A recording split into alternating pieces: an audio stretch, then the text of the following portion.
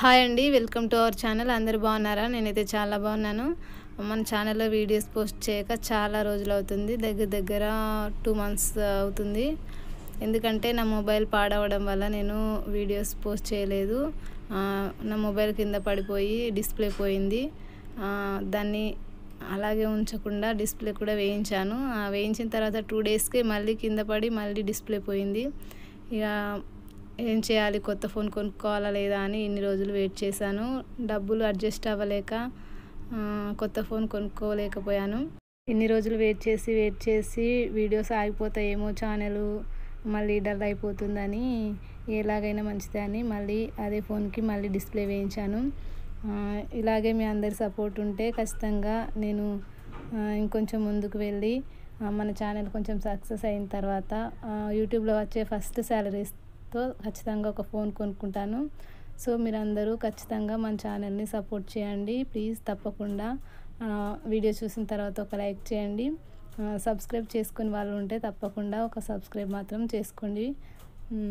అయితే ఈరోజు వీడియో నేను బ్లౌజ్ డిజైన్, హ్యాండ్స్కి ఏ విధంగా డిజైన్ ఇప్పుడు చూపించాను కదా, ఆ డిజైను ఎలా చేసుకోవాలో చూపిస్తాను.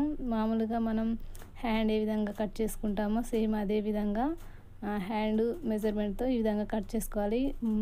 మనం ఏంటంటే ఫస్ట్ క్లాత్ మీద కాకుండా ఏదైనా పేపర్ మీద కట్ చేసుకోవాలన్నమాట.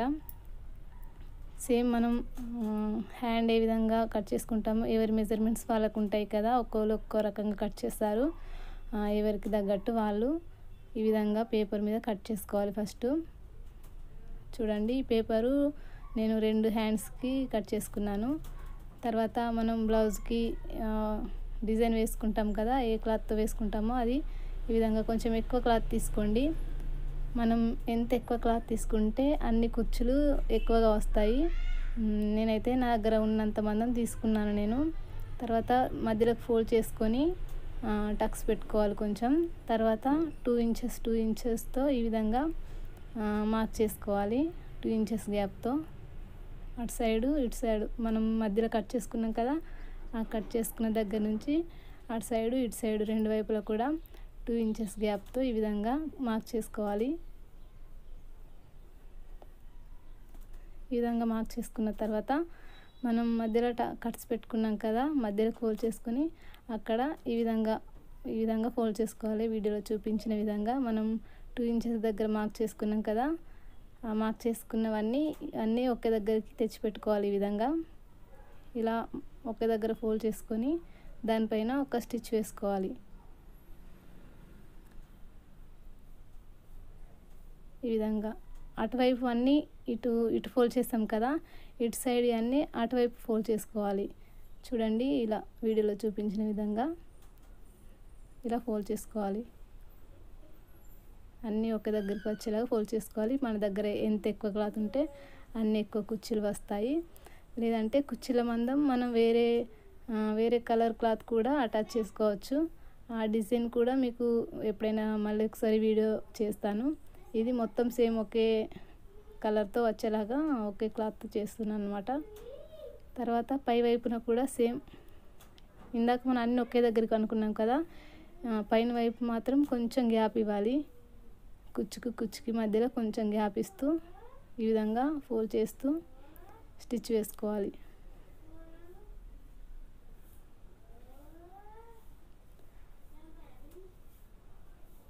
క్లాత్ కొంచెం తక్కువగా ఉండడం వల్ల కుచ్చులు తక్కువగా వచ్చినాయి. కొంచెం ఎక్కువ క్లాత్ ఉంటే కొంచెం ఎక్కువగా వస్తాయి, ఇంకా చాలా బాగుంటుంది. చూడండి, ఈ విధంగా ఈజీగా వచ్చేస్తున్నాయి కుచ్చులు కూడా. ఈ విధంగా ఫోల్డ్ చేసుకొని స్టిచ్ వేసుకోవాలి.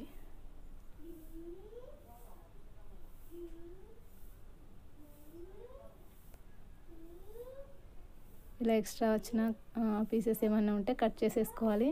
తర్వాత మనం ఇందాక కట్ చేసుకున్నాం కదా పేపరు, ఆ పేపర్ని దానిపైన ఇలా పెట్టేసి దానిపైనుంచి ఈ విధంగా స్టిచ్ వేసుకోవాలి. పేపర్ పైనుంచి వేసుకోవాలి. చాలా ఈజీ అండి హ్యాండ్స్ డిజైన్ చేయడం. చాలా సింపుల్గా ఉంటుంది, చూడడానికి లుకింగ్ కూడా చాలా బాగుంటుంది. కుట్టడం అయితే చాలా ఈజీగా అయిపోతుంది. బిగినర్స్ కూడా చాలా ఈజీగా వీడియో చూస్తూ కుట్టేసుకోవచ్చు, అంత ఈజీగా ఉంటుంది. ఈ విధంగా మొత్తం స్టిచ్ చేసుకున్న తర్వాత ఎక్స్ట్రా ఉన్న క్లాత్ మొత్తం కట్ చేసేసుకోవాలి. మనం పేపర్ ఎంతవరకు ఉందో పేపర్ మందమే ఉంచేసుకొని మిగతా ఎక్స్ట్రా ఉన్న క్లాత్ మొత్తం కట్ చేసుకోవాలి.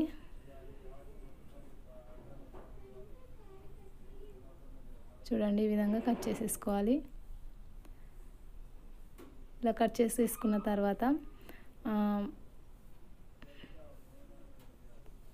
ఈ పేపర్ మొత్తం చింపేసేయాలి. ఇక మొత్తం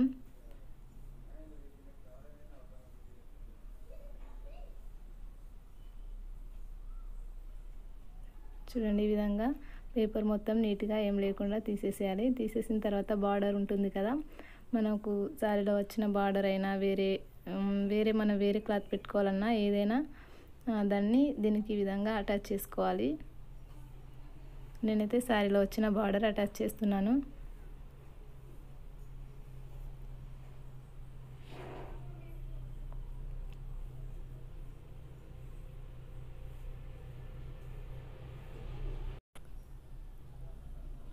ఈ విధంగా అటాచ్ చేసిన తర్వాత పైనుంచి ఇంకో టాప్ స్టిచ్ వేసుకోవాలి.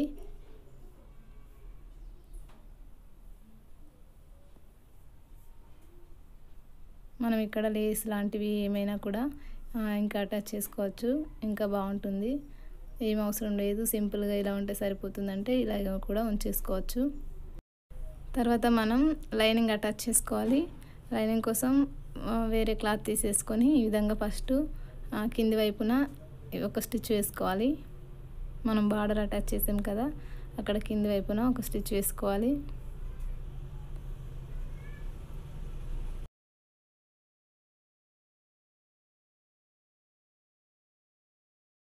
పైన ఇంకొక స్టిచ్ వేసుకోవాలి, కొంచెం రివర్స్ చేసి.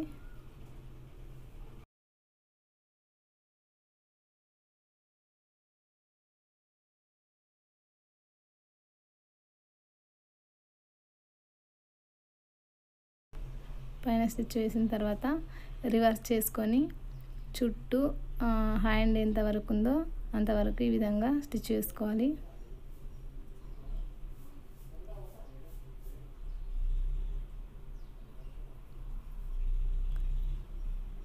ఈ విధంగా జాయిన్ చేసుకున్న తర్వాత ఎక్స్ట్రా ఉన్న లైనింగ్ పీస్ మొత్తం కట్ చేసుకోవాలి.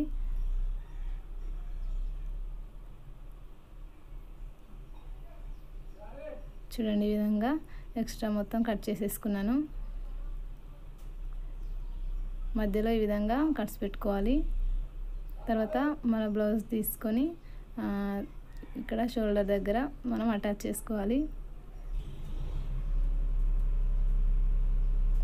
అంతే, మనం హ్యాండ్స్ ఎలా జాయిన్ చేసుకుంటామో సేమ్ అదే విధంగా జాయిన్ చేసుకోవాలి.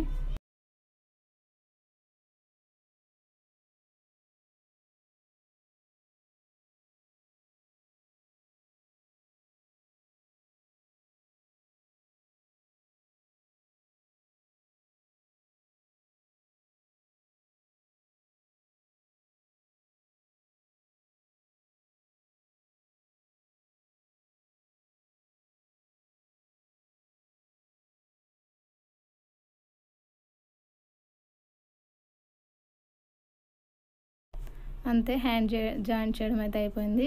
బ్లౌజ్ మొత్తం స్టిచ్ చేసిన తర్వాత ఈ విధంగా ఉంది. ఇది ప్రిన్సెస్ కట్ మోడల్ అనమాట. ఈ విధంగా స్టిచ్ చేశాను. ఇక్కడ హ్యాండ్కి ఇక్కడ ఒక బటన్ అయితే పెట్టేశాను. చూడండి, చాలా బాగుంది కదా. ఈ బ్లౌజ్ ఎలా ఉంది, డిజైన్ మీకు నచ్చిందా లేదా అన్నది తప్పకుండా ఒక కామెంట్ చేయండి. ఇదైతే బ్యాక్ ఓపెన్ అన్నమాట. బ్యాక్ రౌండ్ గల్ల పెట్టేసి బ్యాక్ ఓపెన్ పెట్టేశాను. వీడియో నచ్చితే లైక్ చేయండి, మన ఛానల్ని సబ్స్క్రైబ్ చేసుకోండి. Thank you.